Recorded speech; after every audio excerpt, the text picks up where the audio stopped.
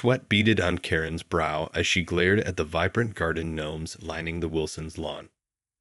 How dare they flaunt their whimsical decor in the face of her meticulously manicured neighborhood? With shaking hands, she snapped a photo and stormed back to her car, her mind racing with schemes to bring these unsightly monstrosities down. That evening, an urgent letter arrived at the Wilson household. Remove those ghastly gnomes immediately or face fines and legal action, it read in Karen's haughty scrawl. Confused and alarmed, Jill Wilson showed the letter to her husband, Tom. "This is outrageous," Tom exclaimed. "Those gnomes were a housewarming gift from my mother. We're not getting rid of them just because the HOA president has a stick-up-her." "Sheh," Jill interrupted, glancing nervously toward the window. "We can't risk angering her. Who knows what she'll do?" Tom's jaw tightened.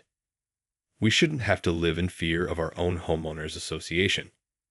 I'm going to that meeting tomorrow and giving Karen a piece of my mind."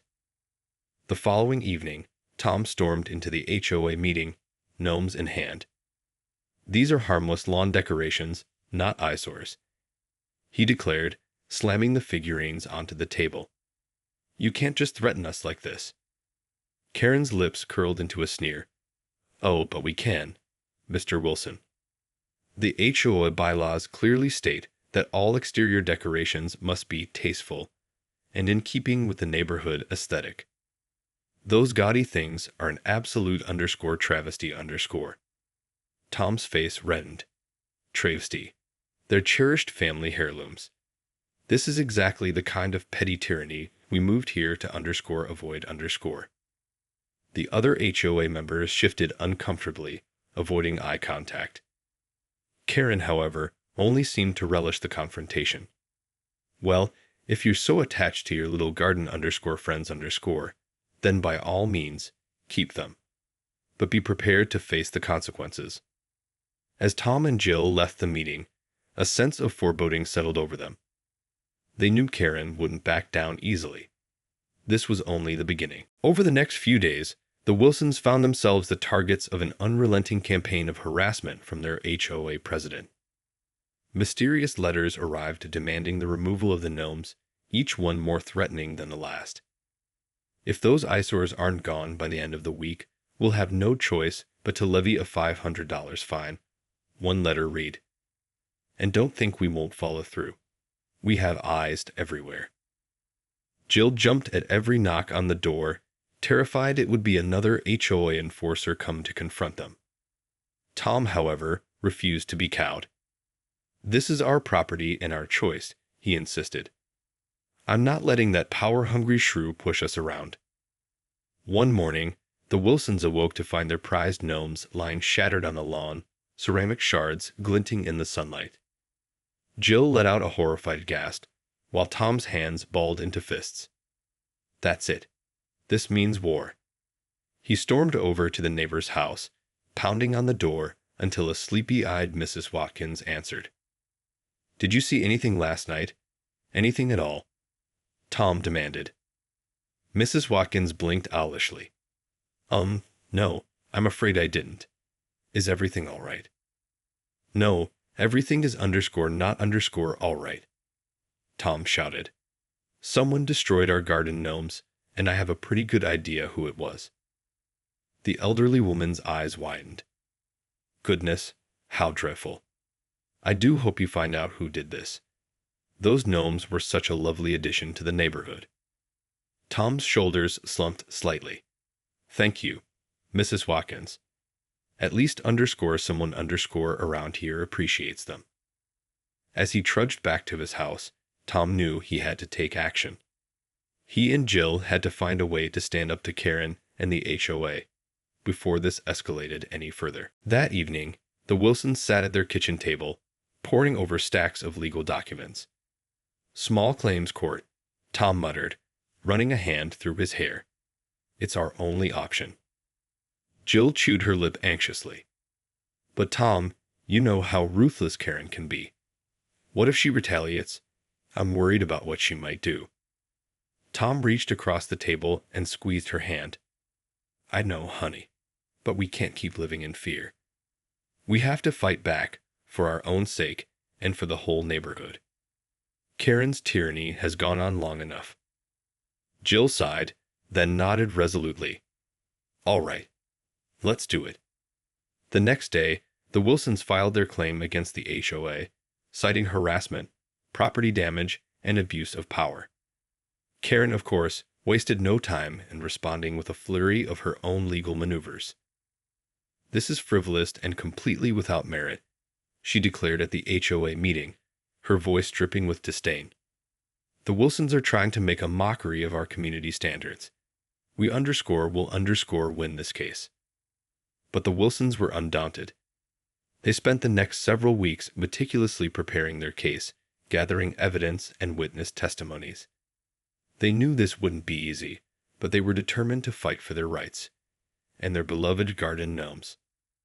As the court date approached, the tension in the neighborhood reached a fever pitch. Neighbors who had previously averted their eyes now whispered furtively, taking sides in the growing conflict.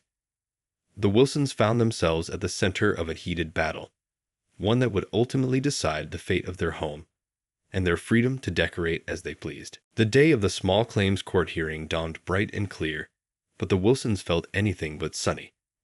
Jill's stomach was in knots as she and Tom made their way to the courthouse, the fate of their gnomes hanging in the balance. Inside the courtroom, Karen sat with her arms crossed, her expression smug. The HOA had brought in a team of lawyers determined to crush the Wilsons' case. As the proceedings began, Tom and Jill presented their evidence methodically, recounting the campaign of harassment and the destruction of their property. They called on their neighbors to testify, each one confirming the HOA's heavy-handed tactics. Karen, however, remained unfazed. She countered with a barrage of legalistic arguments, citing obscure clauses in the HOA bylaws. She accused the Wilsons of being disruptive and unwilling to compromise. "These gnomes are a blight on the community," she declared. "We have an obligation to maintain the aesthetic standards that keep property values high and our neighborhood beautiful." The judge listened intently, his brow furrowed in concentration. Tom and Jill held their breath, praying that their case would sway him. Finally, the judge cleared his throat. "I've heard compelling arguments on both sides. However, I find the HOA's actions in this case to be excessive, and frankly, an abuse of power." Karen's eyes widened in shock, but the judge continued. "The Wilsons have the right to express themselves through harmless lawn decorations. The HOA's harassment and the destruction of their property crossed a line." He turned to the Wilsons. "I'm awarding you $1,000 in damages, and I'm issuing a restraining order against the HOA president to cease all further contact." As the courtroom erupted in applause, Tom and Jill exchanged a relieved embrace. They had won, not just the case, but a victory for homeowners' rights everywhere. Word of the Wilsons' triumph spread like wildfire through the neighborhood. Neighbors who had once avoided eye contact now stopped to congratulate them, praising their bravery in standing up to the HOA's tyranny. "It's about time someone put Karen in her place," Mrs. Watkins declared, beaming. "That woman has been running roughshod over all of us for far too long." Tom and Jill basked in the newfound admiration, but they knew this was only the beginning. With the restraining order in place, Karen would be forced to back off, for now. But they couldn't shake the feeling that she was plotting her revenge. Their suspicions were confirmed a few days later when an ominous envelope arrived in the mail. Inside was a notice of a special HOA meeting called at the insistence of the president herself. "She's up to something," Tom growled, his jaw set in a hard line. "We need to be there, Jill. We can't let her blindside us." That evening, the Wilsons entered the HOA meeting hall to find Karen standing at the front, a self-satisfied smirk on her face. The other board members shifted uncomfortably in their seats, clearly uneasy with the proceedings.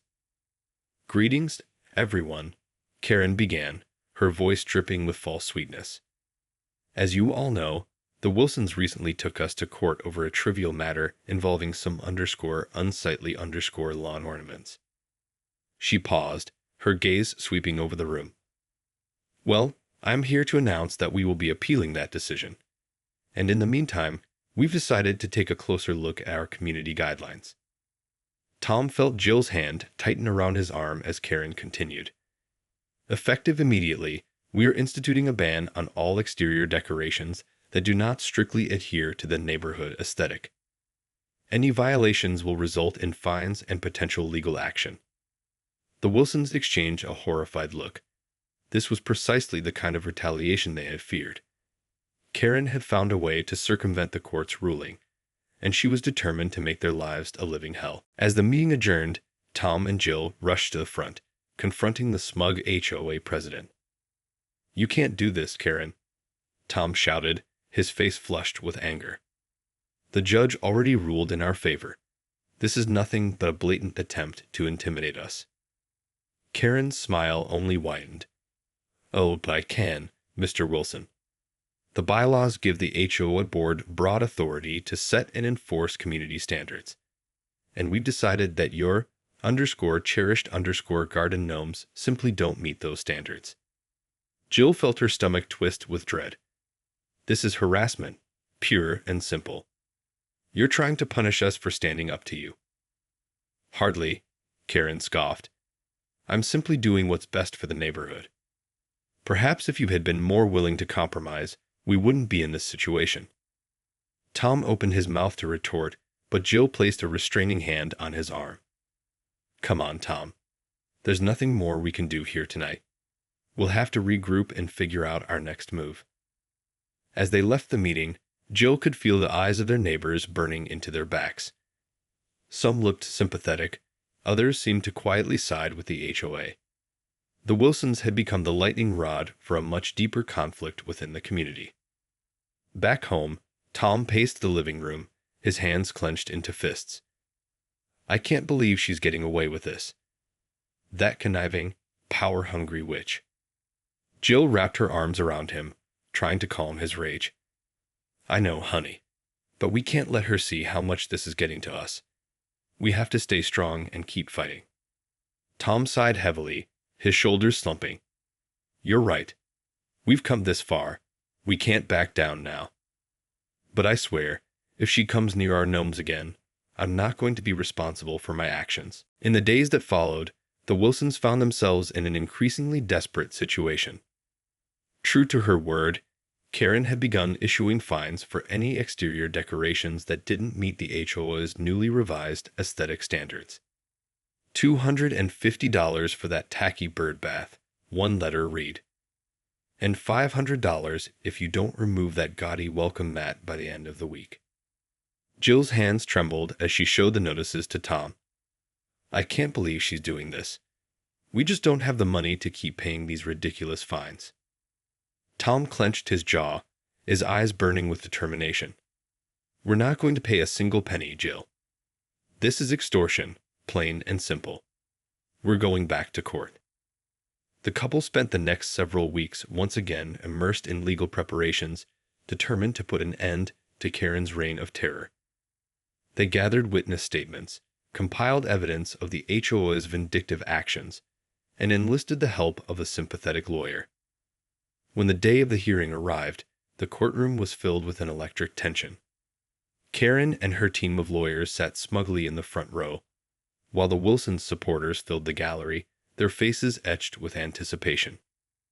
As the proceedings began, the Wilsons' lawyer presented a damning case against the HOA, methodically dismantling each of Karen's arguments. He painted a vivid picture of a community held hostage by an authoritarian regime, one that had abused its power to punish those who dared to defy it. Karen's confident facade began to crumble as the testimony unfolded. Her attempts to justify the HOA's actions were met with skepticism from the judge, who seemed increasingly troubled by the evidence of harassment and retaliation. Finally, the judge rendered his verdict. "I find the actions of the HOA in this case to be a clear violation of the Wilsons' rights. The fines are hereby rescinded, and the HOA is enjoined from any further attempts to restrict the Wilsons' freedom of expression in their own home."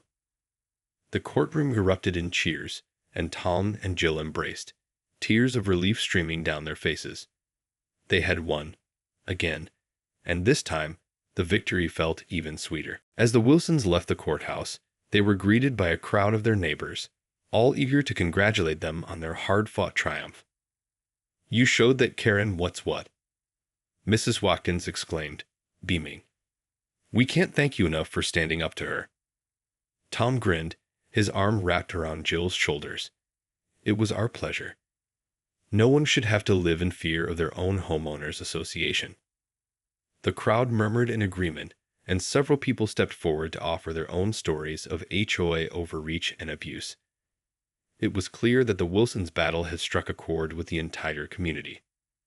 In the days that followed, the neighborhood began to transform. Colorful lawn decorations popped up everywhere, as residents reclaimed their right to express themselves. Even the once pristine lawns of some of the HOA's staunchest supporters were adorned with whimsical gnomes, flamingos, and other unsightly additions. As for Karen, she found herself increasingly isolated and marginalized. The Wilsons' victory had undermined her authority, and the other board members grew wary of her heavy-handed tactics. Slowly but surely, the tide began to turn against her. One sunny afternoon, as Tom and Jill stood admiring their restored garden gnomes, they noticed a familiar figure lurking at the edge of their property. Karen, her face etched with a look of defeat, hastily retreated, realizing that her campaign of harassment had finally been vanquished. The Wilsons smiled, knowing that their fight had been worth it. They had stood up to the tyrant of their homeowners association and emerged victorious, inspiring their neighbors to do the same. It was a testament to the power of determination, courage, and the unwavering belief that sometimes the little guy can win.